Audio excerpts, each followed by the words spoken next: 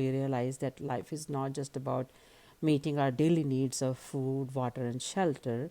It's also about how to have a soulful life and be spiritually awakened. Um, so when last time when Jupiter and Ketu were together, it was in 1889, when there was also a pandemic and time of some big discoveries, and you can see it in the history books for that. In addition, we all know that it was time of big spiritual awakening at the time. So I sense that we're going to have a big spiritual growth, and it's going to be bring us cures for healing our soul, mind, and body. Moving on to specifically in April, we have Mars transiting with Saturn in the sign of Capricorn. In this month, on and off, there is going to be Kala Sarpa Yoga, which creates intense energies. However, Moon will be jumping in and out of the sign, and therefore, this yoga will not be consistent. It will be there, then it won't be there, depending on the Moon's activities and jumping around from sign to one sign to another. So when it creates when Kala Sarpa Yoga creates intense energies, it tells us that it's time for us to pay our karmic debts by sending us into isolation and giving us big ups and downs, and eventually taking us to then big heights. So whenever somebody has Kala Sarpa Yoga, it's not always bad actually. When bad happens, the person comes out or the people come out for a bigger and better opportunities. Trust me for that.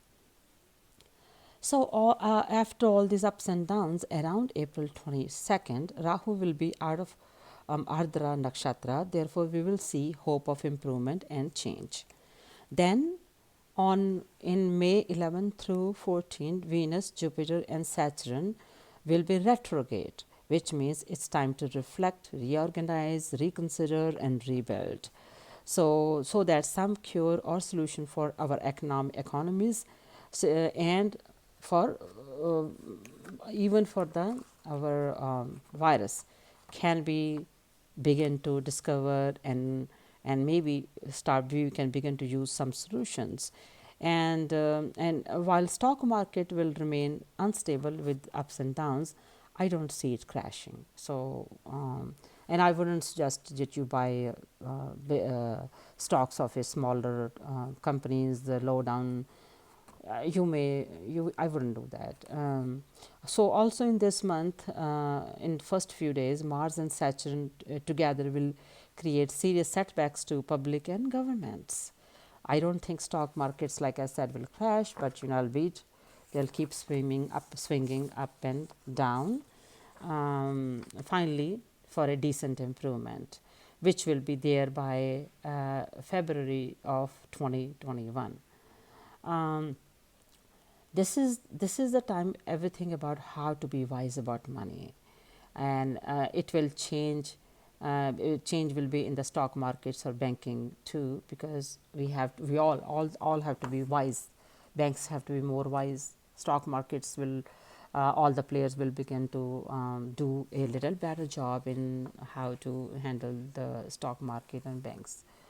Then on April 3rd, Mars is going to be in 6th to 8th position to each other, with Rahu, of course, and which deals. So the 6th house deals with health, and the 8th house deals with the death, creating fears of death from the health problems. Okay, therefore, isolation from others will be very important in this time period, so that troubling virus can be phased out of our lives. Okay, on April 4th, Mercury and Neptune will be together, which indicates that masses are not being told the truth about the spending by most governments, including USA government and China government.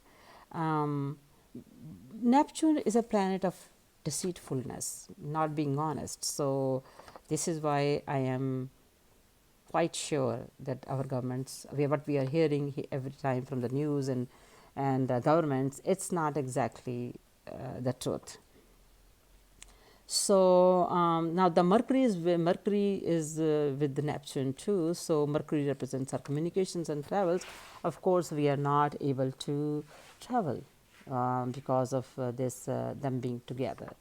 Then on April 5th, Jupiter will be with Pluto, representing big transformations in the sign of Capricorn. We are looking at a huge shift. Our governments will face tons of transformation, or even the old leaders will may no longer be in power. And new leaders may have to take over with the new beginnings, new way of handling things, especially by September when Rahu and Ketu change signs and Mars goes into retrograde. Bring many events of significant nature which may or may not be only about coronavirus. So be watchful for that time period.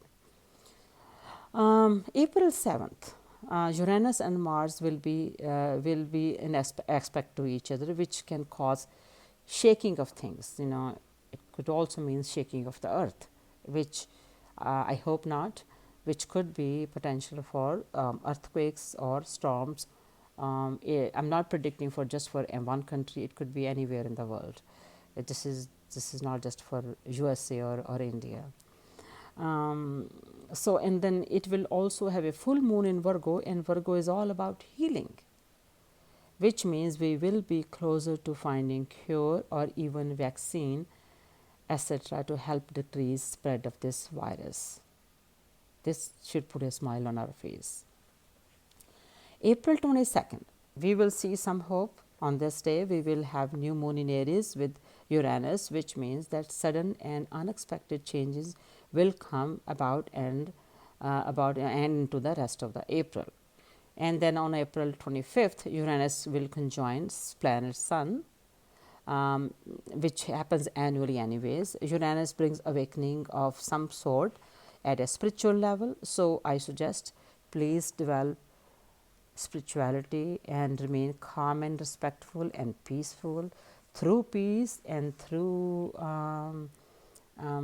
spiritual awareness, by respecting and understanding each other and not pointing fingers at each other or others, society in general, I am sure we will be on a better path.